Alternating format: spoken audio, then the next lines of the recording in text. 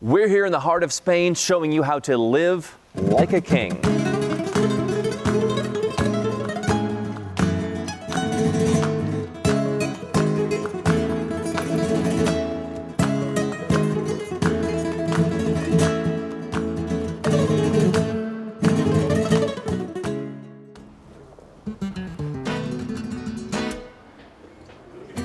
Good evening.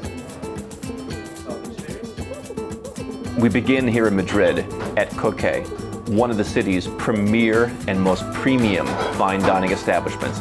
It has 2 Michelin stars, and tonight I'm dining here alone, Raven Reddington style, in anticipation of an amazing day of luxury tomorrow. From 25 million euro villas to fine jewelry to some of the most exclusive shopping anywhere in Europe. Cheers. So you were going to start with the first appetizer of the night. You can just take the whole napkin, please, and try to enjoy it in one bite because they break very easily.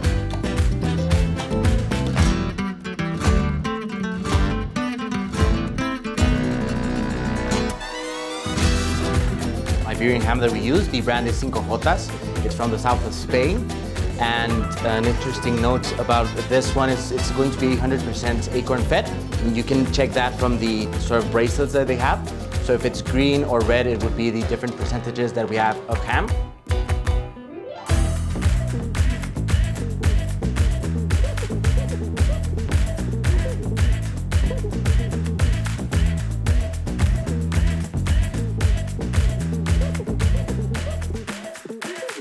Welcome to the Sacristia Sherry Wine. First, steel tartar of bull. This is Spain. Dance, flamenco, sherry, bull, typical.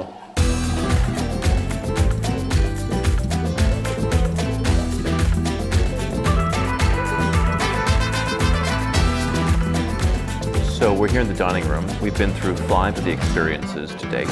We have 11 more experiences to go. This is going to be a green made with garlic, almonds, and coconut milk. And the last part is going to be the ice cream. Now we continue with our ravioli, which is made with green chickpeas inside, a little burst of basil, and to finish we're going to have this cream but made with Parmesan cheese.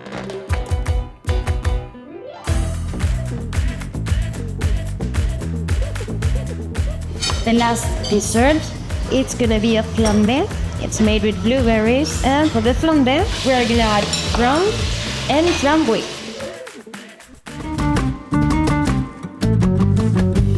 This is the first ever Live Like a King where I don't live, but I imagine the scent of Madrid would be La American by Tom Ford.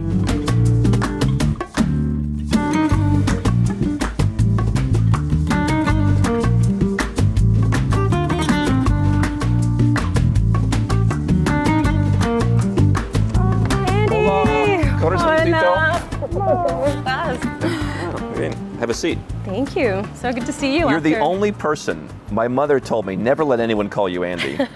And somehow, I don't know how you're the only person who gets away with it for all these years. We got you a little biscotti from the new Gucci Osteria here. Thank you so much. This is so sweet. You like those? It was your birthday. I'm the one getting presents now. That was, I think we had, and thank you for coming, that was probably one of the great parties in Monaco. It was one of the greatest parties of my life, I think, actually. Oh. Yeah. And I throw parties. You're the professional events person. Exactly. And now we're here in Madrid, and I am reminded that you came here due to my sage advice not so long ago. Well, I actually moved earlier this year, and I feel like I had been hearing from you for so long. This is a good place, this is a good place, this could be an interesting place. I said, come to Spain, do your 2 years as a Latina. Yeah. So how far in are you? Well, I just became an autónoma in July, so it's pretty recent. But so far so good. I feel like if you have a good lawyer, you find a good accountant, you're set. Good thing you know somebody. I know some people. And how are you enjoying Madrid so far? How is the city treating you? I feel like Madrid is the most elegant of the Spanish cities. Am I correct in that? I think so. I actually think so. I think it's a city with a very specific style. Most people in the street are very nicely dressed. The climate also, the weather also lends itself to be a place to look good. This is the place where people dress well. Guys look good, women look good. I heard that you went to the wine event. That must be a very stylish place to go. There was a wine event here, but I think why we appreciate each other after all these years, and why everybody at the birthday party, we had such a phenomenal group, is everyone's pretty down to earth. And this wine event is kind of the opposite of that. And I just realized, live like a king to me is being able to have luxuries. It's also being able to have the simple pleasures in life. I'm doing what I love. And there's no like, oh, there's always the next train car. That's where you should be, whether they're truffle hunting and champagne tasting.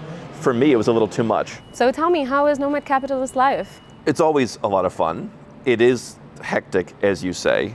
That's part of the fun. I think what's interesting is how the guests see it from the front of the house, and they say how well organized it was. Everything did run on time. I'm now seeing other events, like, it doesn't really happen. So comparatively, I'm very happy.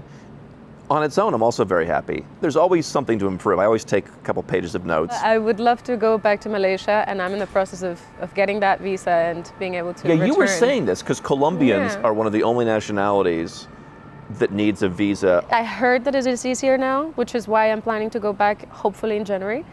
But it was very, very hard for a long time. Even when I was living in Malaysia, it was really complicated. And eventually I got it, and I was there for 5 years.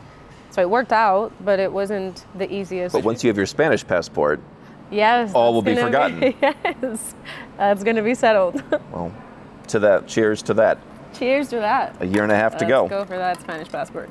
So I had an interesting conversation with some guests at my wine event who knew of Nomad Capitalist, and they were asking me, where's the best country to move? They heard it was Switzerland, then someone told them maybe Cyprus had the best passport.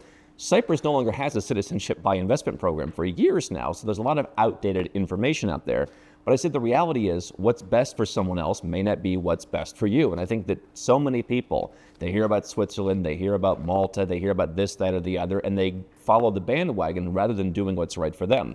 What we pioneered here at Nomad Capitalist was this idea of holistic planning, where it's your taxes, your residence and citizenship, your investments, your lifestyle, everything under one roof. Everything has to be satisfied, and everything has to work together. Go to nomadcapitalist.com/apply. Learn how we've helped thousands of people create their own bespoke plan, not the plan that everyone else is pushing, not the plan that a lawyer you talk to wants to sell you because that's what he sells, but the plan that actually serves your needs. Whether that's in a country like Spain that you might have thought of before, or somewhere you've never thought of before, we have dozens and dozens of opportunities, including some that aren't really that much talked about. Go to nomadcapitalist.com/apply. Learn how we can help you.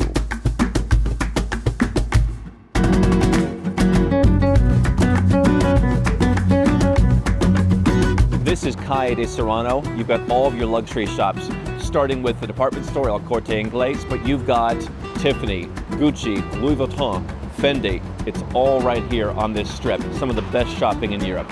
I've been here for several days, and I have to tell you, this city does have some of the most beautiful architecture you'll find anywhere.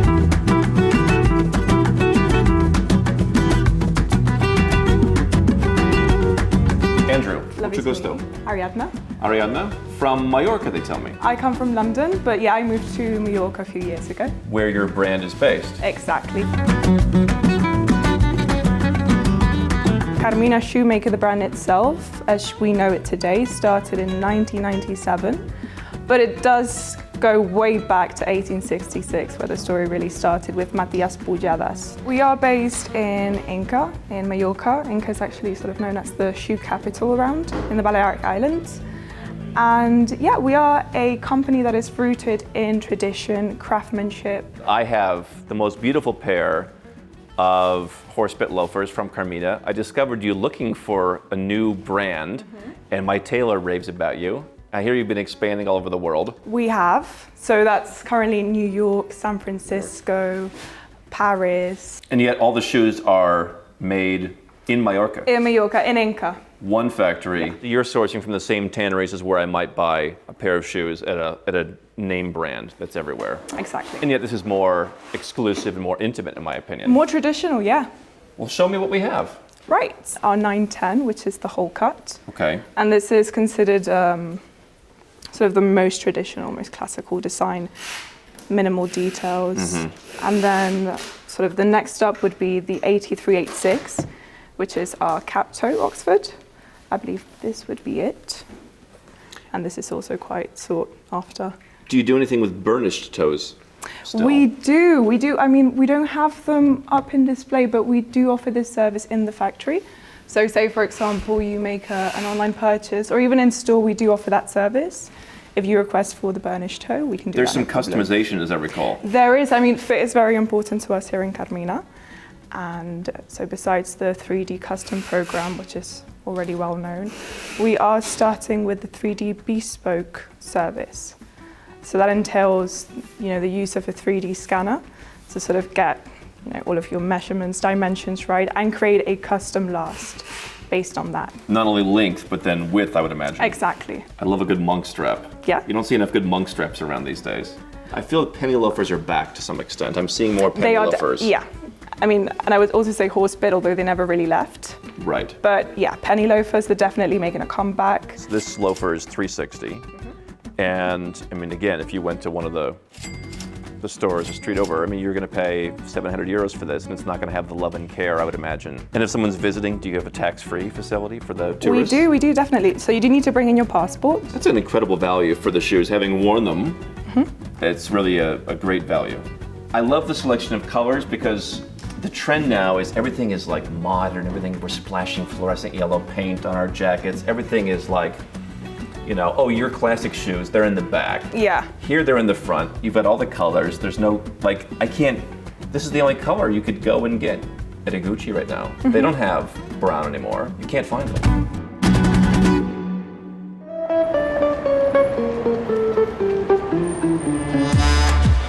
Hello. Hello.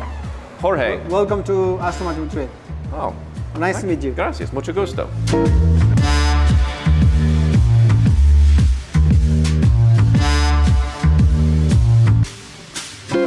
What do I like about the DB12? Well, the DB12 is the actual heritage of the James Bond car. The DB letters are from David Brown. Yeah, which was the first Aston Martin? It was all the way back in Goldfinger. In Goldfinger, the DB5, and now is the anniversary, is 60th anniversary. Of Goldfinger? Of Goldfinger and the participation with the Aston Martin in the movie. You can use the convertible all year here, pretty much. Yeah, that's it. Everything that you saw in this car, it's fully customized. In Aston Martin, we have a department that is called Q, like in the Bond movies. Yeah, that makes everything possible. And how long does it take me from placing the order with you to getting delivery of the car here in Madrid?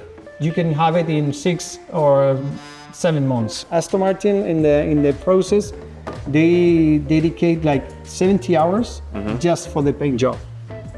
For every car? For every car. What's a normal car? How long do they spend? Well, for example, a full Range Rover, 38 hours fully. So it's double a Range Rover? Double the full process of a Range Rover. Right. And 20 times a Kia? Yeah. It's made for. You're good. Yeah, okay. Now I'm right in place.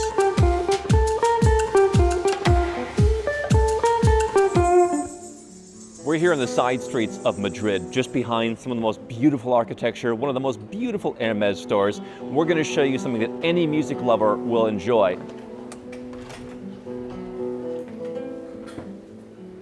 Oh, buenas tardes. Buenas tardes. This is quite a music lover's paradise. I'm Amalia Ramírez. I am the 4th generation of guitar makers in this company. My great-grandfather started this workshop in 1882. And now we are 5 generations because my nephews, they are running the business together with me. Where did it all begin? It was my great-grandfather, the one who started. He really started in 1870, when he was 12 years old. He started learning to make guitars with his master. Why did he open the store? He decided because his master was Francisco González. He passed away and then he started making his own business. He opened his workshop and then all the rest we came after. Most of the best guitar players used to play Ramírez, Paco de Lucía, Serranito, Manolo Sanlúcar, and in pop rock, Beatles, especially George Harrison, also Paul McCartney, he has a Ramírez guitar, Supertramp, Santana, Eric Clapton, lot of names, not only in the past, but also today, nowadays. No? This is a flamenco, this is a guitarra de tablao, we call it. This was an experiment made by my great-grandfather, the one who started. And I think this is this beautiful guitar. How many different models are there? Is it these 9 or are these the same? No, they are different models. They're all different. Well, the bass is the same, you know, Okay. the structure is the same in the classical guitars. And then we have also the flamenco guitars that there are some different things in the construction. No? Also, of course, the materials. They are the first quality materials. And also that our designs are very exclusive. A lot of people say, oh, Spain seems like a hard place if you're a business owner. Is that true? Yeah, a little bit. Yeah? A little bit. Yeah, they make your life tough? A little bit, yes, Yeah. it's true. What do It's they not do? easy. Oh, it depends. We don't have any kind of support. You know, the ones that we have our own business, we have to pay a lot of taxes. That shouldn't be like this. It doesn't happen in other countries. But here we are, anyway.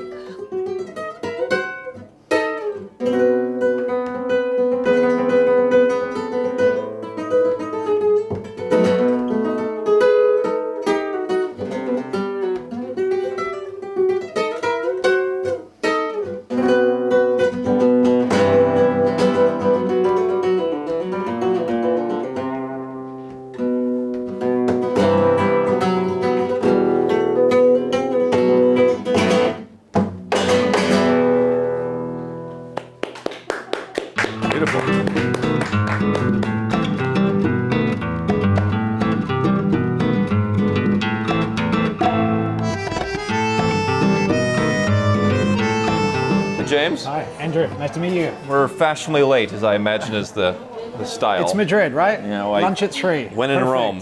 Yeah. Welcome to Madrid. Thank you. Yeah. This is your home. Has been for 12 years. Yeah. I moved to France, actually, originally, from New Zealand, where I'm from. And I always say I moved to France to meet French women. I met a Spaniard. Is that what brought you here originally? Yeah. I moved here. I came here because I fell in love with Europe. And so my wife is from here. Moved here and was working in film production. And then realized that I just fell in love with Spain. And so I wanted to share that. This to me seems like a place where if you are an entrepreneur and you have your business somewhere else and you want to come and take advantage of some of the, not zero, but more favorable tax incentives, it's a place for you to be. I run a business here. I just know from experience in New Zealand, you know, even setting up a company is much easier in New Zealand. But here I was surprised, and I'd been here a while before I actually set up my second business and did all the paperwork with the lawyer myself. And I was surprised at how archaic it felt. We're going to go see some properties later that are 10,000 euros a meter plus. Yeah. That's on the high end of Madrid? Yeah. What's an average price that you'd pay here? Right now, in the center, anything 2 bedrooms, nice with some decent size, it'd be very hard to get something for under 400 to 500, I think. And Madrid is the most expensive. You know, Mallorca is very expensive as well, Barcelona obviously, but Madrid is really the place where everybody seems to want to live.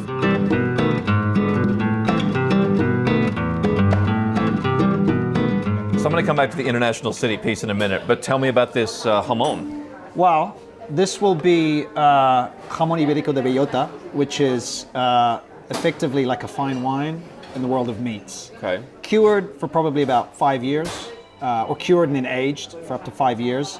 It's from the hind leg of a black hoof pig, which is an Iberian breed native to Spain. And effectively, in short, it's much better than prosciutto. Oh. I feel like the food here is pretty, I don't know if organic is the word. Is it organic? I don't know if that's organic, but it's certainly local. It's local. Yeah, those are Campo Real olives, which are olives from Madrid, which they have their own specific brine, which is a little bit herbal. It is herbal, yeah. Yeah. So you'll only get these in Madrid. I would imagine you have come across Americans who want to move here. This is a whole new experience for someone coming from that North American, place when it comes to food, right? Yeah. This is a lot healthier. Yeah. It's one of the highest life expectancies in the world, I think, is in Spain. It is, yeah. 85, 86 years old. I think it's second still to Japan, but we're tracking to take them to overtake Japan. You're going to take them down. Yeah, we're going to take them down. The food is healthy, but I think it's the lifestyle and I think it's community. But they also see that Spain is a place where we take time to do things. We're not in a rush. Do you think that when you come here, do you think it slows you down a little bit? If you're competing against the guys in Dubai or New York, is there going to be a disadvantage to be in this environment and think, hey, I'm outworking this guy? I think if you can find the sweet spot between what you want to do and you want to achieve, but also know that you're not in an environment that's stressing you out, that's constantly driving you. You can drive yourself, but the environment is not pushing you here. So it's like if you want to switch off here and spend time with friends, you're able to do that very easily. There's people who want to, whereas if you're back home in Dubai or wherever it is, everyone else is hustling around you. There's no time to even hang out with people because they're busy. So the people have talked about the Beckham law historically. We've got people on our team who love to offer that, especially to people of Latin American heritage who can get the passport in 2 years, or a guy like you as a Spanish wife. Hello everyone, this is Javier, Correa, tax terminator from the Nomad R&D channel, and here are some of the major highlights from the Beckham law regime in the Kingdom of Spain. Number 1, no control foreign corporation rules. Number 2, foreign source income in the form of dividends, capital gains, and interest is tax-free in Spain. Number 3, the wealth tax only applies to assets located inside of the Kingdom of Spain. And number 4, you have simplified reporting and filing requirements. If you're coming from the US and you make 100 grand in an online job, you're probably going to come out a little bit better here, just in terms of the quality of life and everything that you're doing. I mean, you're going to pay a little bit more in tax. You're probably going to get something back. Yeah, you're going to pay 1/10 of what you were paying in healthcare. Property taxes here are much lower than people are paying in the States. And so, you have to kind of do the full equation, right? You're going to pay a little more in tax probably, but you're going to save in other ways. And maybe you're going to be happier, right? I mean, in the end, that has to come into part of the equation. And maybe your quality of life, as you say, is going to be better. The wealth tax here, this is always the place that you came if you had wealth, because Spain has a wealth tax, one of a few countries left in Europe, although maybe some want to go back to that. This was the place to live if you had wealth. Yeah, Madrid, Andalusia. If you have 3.7 or over, you may have to pay some wealth tax. To be honest, the calculation is very confusing. It's not as much as you would have had to pay if you're in another region. There's a 60% rule that effectively what you owe in wealth tax can't be more than 60% of your income. And so, there's a lot of people who aren't actually earning income but have a lot of wealth and are worried about the wealth tax, but because of the 60% rule, you're actually limiting your wealth tax because you don't have much income as well. You keep it in the bank and whatever that's you to do. go back to 1% or something. So, I think I always say to the wealth tax, don't worry about the wealth tax until you have to worry about the wealth tax. I will say this to end. I've always thought this was an international city. I mean, you have one of the best connected places in the world here. 200 destinations, I think. Iberia flies. I don't go to Latin America all the time, but I spend time in Colombia. Easy to get there. Look, within Spain, this is the hub for the rail network. And so Madrid is an incredibly well-connected city, whether it's an airport or for the fast trains, which now there's more coming back, the fast trains, within Europe. So you can catch a fast train to Marseille from Madrid. You can, they bring back the night trains. All right, James, good to see you in Spain. Great to meet you. Let's eat. Let's eat. From one of the coolest cafes here in Plaza de Oriente in Madrid, we're going to continue looking at the amazing shopping scene here. Look at Madrid's own unique brand of sweets, some of the most amazing luxury jewelry, even Madrid's very own Cape store, as if Frank Costanza and Larry David are walking down the street. We're going to show you all that straight ahead, plus a 25 million euro mansion. Make sure if you want to learn how to live like a king, go to nomadcapitalist.com/apply. Learn how we can help you. Let's go. Every king needs a cape. We're going to go to a store that's been in Madrid for over 100 years. Pablo Picasso shopped there. We're going to show you some of the coolest capes that you never knew you needed.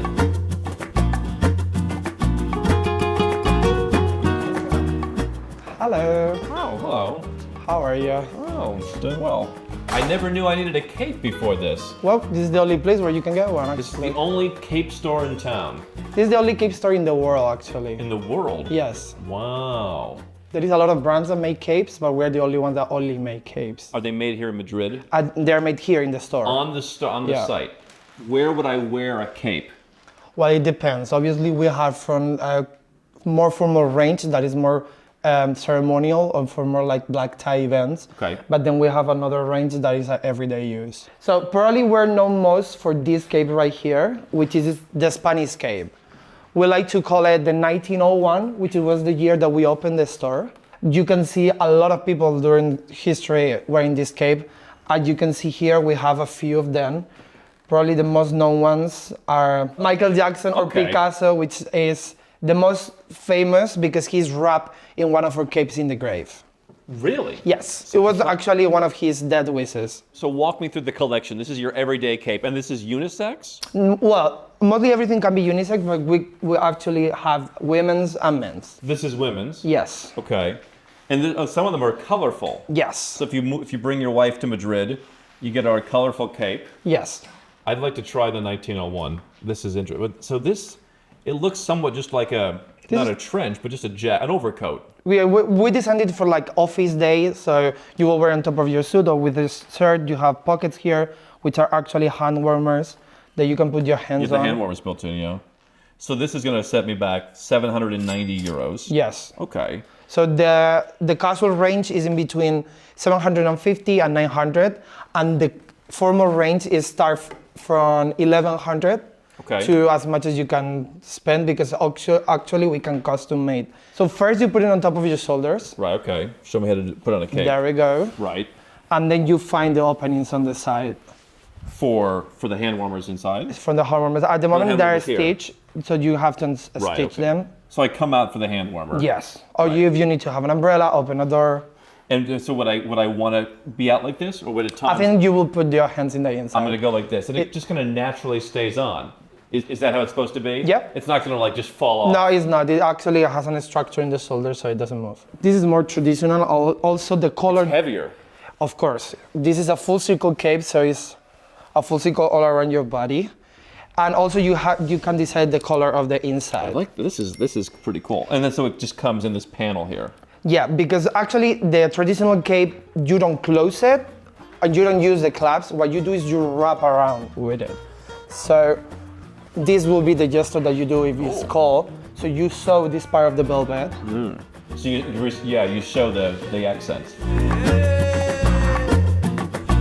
It's still owned by the family. We are in the 4th generation at the moment. Yeah. Well, thanks for showing us. Thank you. Appreciate you. This will be good.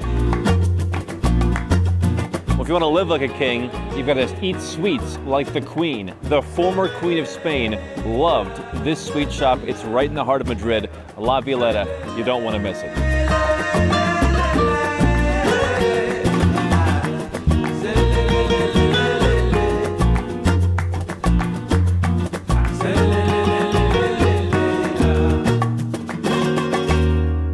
Back in the luxurious Salamanca neighborhood, how would you like to be dripping in diamonds? That's how they describe this Spanish jewelry shop.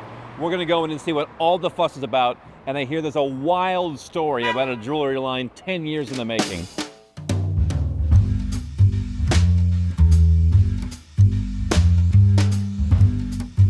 Hello. Oh, hello.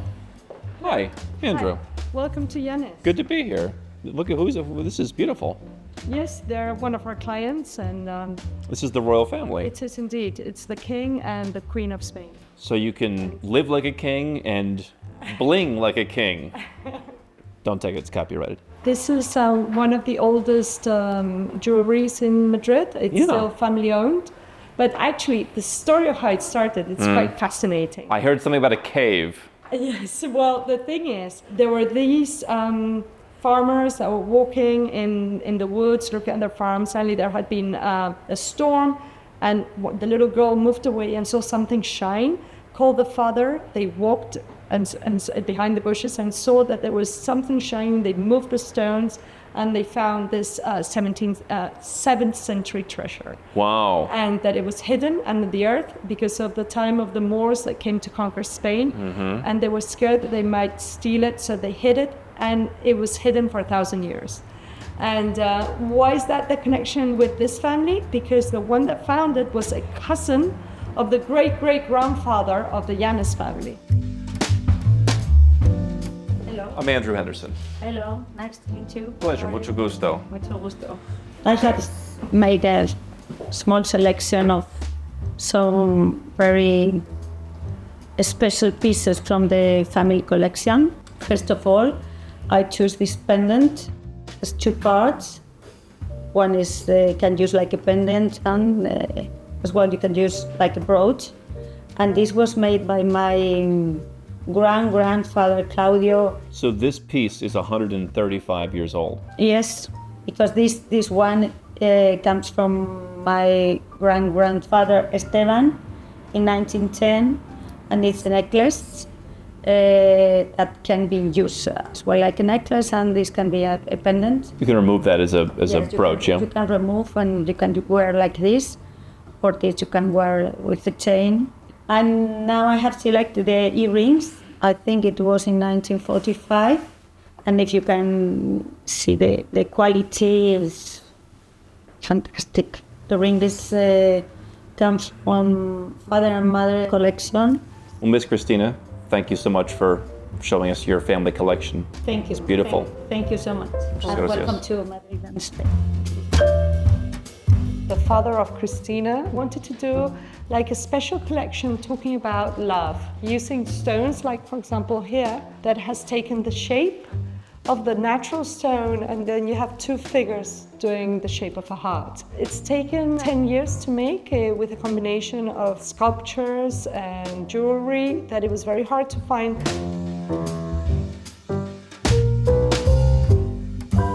If you're going to live like a king in Madrid, you need a place to live. We're going to show you here the first of two properties. This one's in the city center. The second one is an exclusive enclave with footballers, celebrities, and movie stars. We're going to show you what 7.5 million euros gets you for a beautiful apartment in Madrid. So today we have an apartment for sale for just under 8 million euros, and it's just been refurbished. The floors and some parts of the house were kept from the 19th century, just as the building. So this is the Salamanca district, yeah, which I think is the most exclusive central city district. 100%. And how big is this apartment? So 500 meters square with 5 bedrooms and 5 bathrooms, which is pretty big for Madrid standards. So 500 meters square, it's about 5,400 square feet. Exactly. So here we have the first living room with view to the main road. Some balconies. So they've refurbished everything from soup to nuts. Yes. And am I buying the apartment furnished or is this staged? Everything is furnished. So the apartment comes with the price, the dining area, with a nice sofa, some pieces of art everywhere. This is natural stone. Natural stone. So it's a very special type of stone that's been custom made especially for this dining area. Kitchen with marble throughout. This is old school. Yeah, this is a French La Corinne. Another hidden space for your second kitchen. You've got marble everywhere and connected to the TV area. So you could kind of say it's your second living area, but they want to call it a TV area, which connects to the corridor, which then takes you into all the bedrooms of the house. So this one is probably for your guests, since you've got 2 bedrooms. This is like a 1950s sitcom. That's it, you have to sleep separated from your partner. You might touch hands if you want to. Yeah. That's all. Powder bathroom. Storage with all the mirrors. Linen closet. Yeah. Second bedroom with again an ensuite bathroom. So here we have another bedroom, which is pretty much similar design to what we've seen. This could be a laundry room, or you could make, and you have another exit, yeah. Give out your private staff. The best for the last, which is the master bedroom. I mean, check out the size of this ensuite. All marble. You've got makeup sections, bath, shower. You have 2 walk-in wardrobes here. This one is for him, which is the smaller one. All right. You're such a sexist. And the one on the left is big one. I think it's pretty cozy. You've got even the soft touches on the furniture. And here is the master. It's still pretty big for Salamanca. I mean, we're in the center of Madrid. Is that our apartment over there? That's exactly the kitchen, yes. That's the kitchen where we were. So we've walked through all this corridor. It gives you a lot of depth. There's a lot of corridor here. So that's what 7.5 million euros gets you for this beautifully remodeled home in the center of Madrid. Now we're going to go about 15 minutes drive outside of the city center and see a 25 million euro mansion that's never been seen before. Let's go there.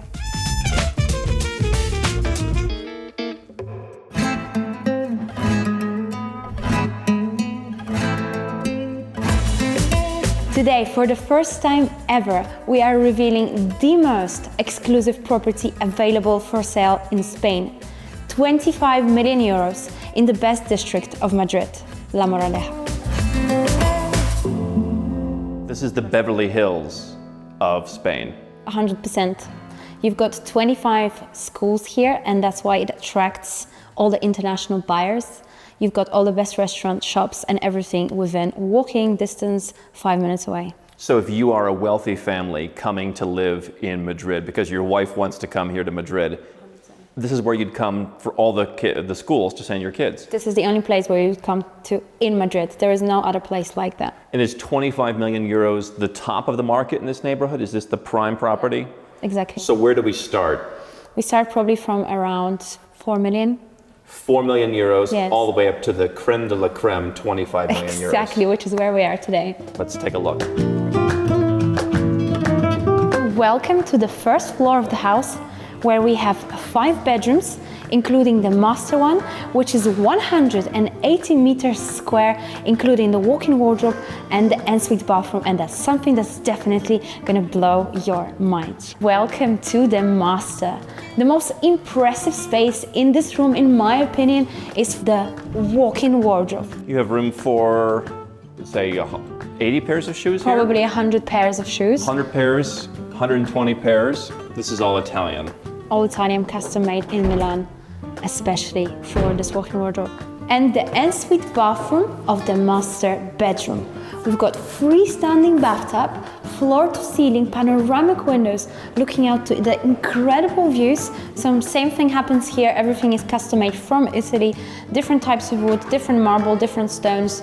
And so just to give diversity and even more of a luxury vibe than it could possibly be.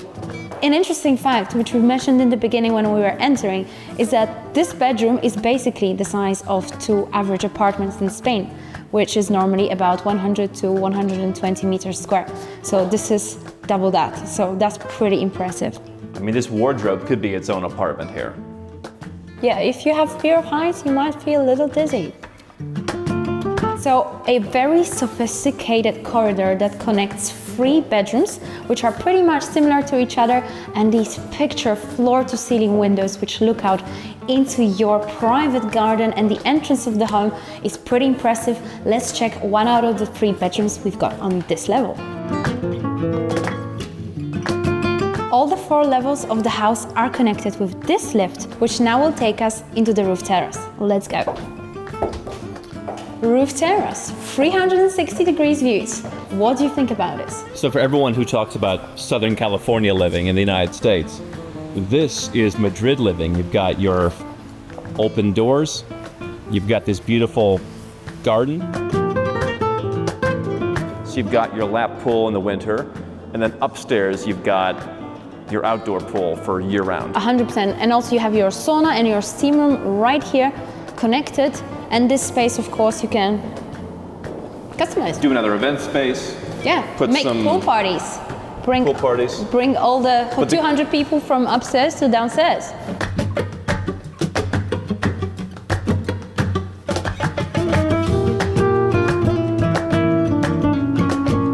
And here we have a garage, which is a fit for the king.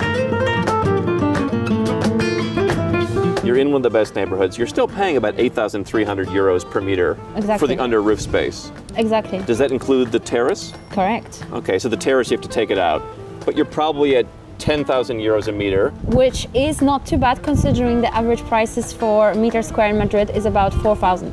I imagine the challenge in Spain, though, is taxes. What's it going to cost me to buy this on top of the price? Each region has its own taxation.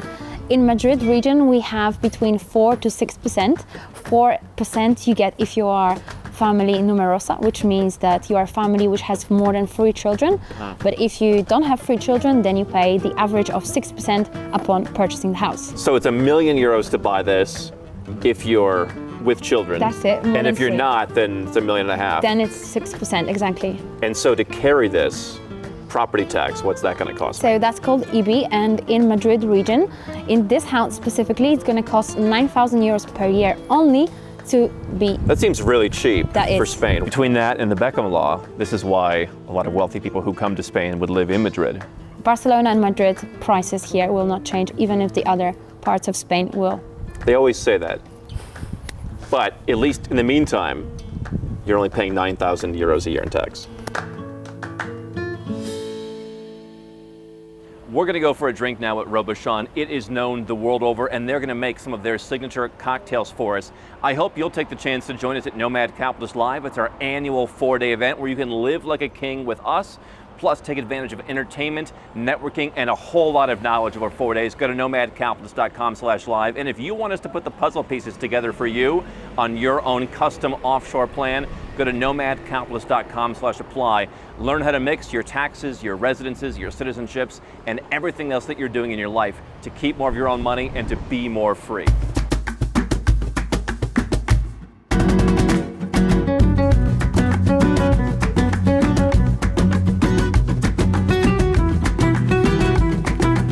Hello, nice to see you again.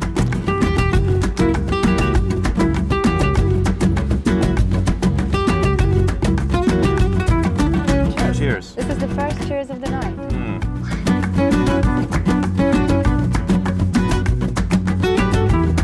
For our second toast of the night. Cheers. I used to live in Malta Why? because it's a tax heaven. To tax havens. I'm born in Belarus, but I lived in Poland all my life, so I do have a Polish passport. So you moved to Poland and you speak Polish. Yeah, I do. Now I live in Spain, and it's great. And what you've proven is you can live Everywhere. here in Spain, anywhere in Europe. You don't need a visa anywhere. You just live. You just, like, I don't even have a Spanish ID card, and I've bought a property here. I have a job, I have my companies registered here, and I don't even have a residence card.